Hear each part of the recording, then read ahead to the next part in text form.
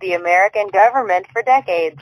Fidel Castro survived numerous assassination attempts by spies, mobsters, and political opponents. And he often joked that if surviving such attacks was an Olympic sport, he'd have a gold medal. Cuban officials say Castro survived more than 600 attempts on his life, including repeated efforts by the CIA. Among the reported methods, exploding cigars, a toxic wetsuit, and even a poisoned chocolate milkshake arranged by U.S. government officials with the help of the mafia. The U.S.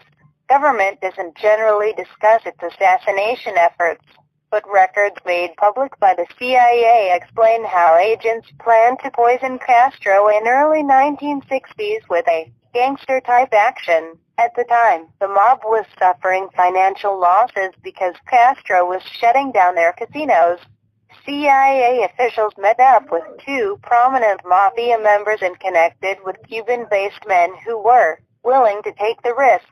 He suggested that they not resort to firearms, but if he could be furnished with some type of potent pill that could be placed in Castro's food or drink, it would be a much more effective operation, the CIA documents show.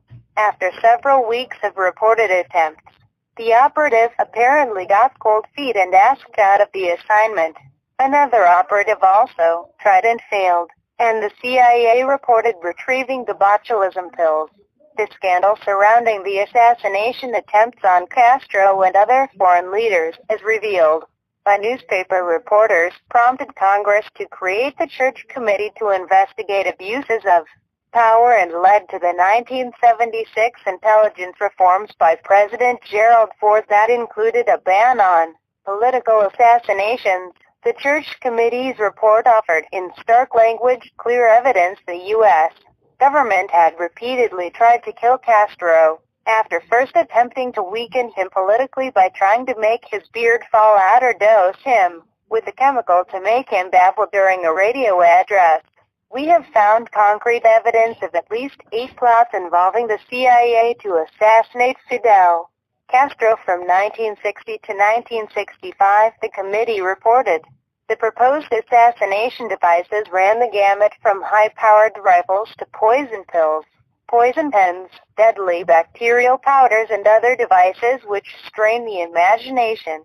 Among those devices, an exploding seashell, a wetsuit laced with a fungus that would infect Castro's skin, and a breathing mask dusted with botulism. According to the committee's investigation, the committee said some of the efforts never made it past the planning stage.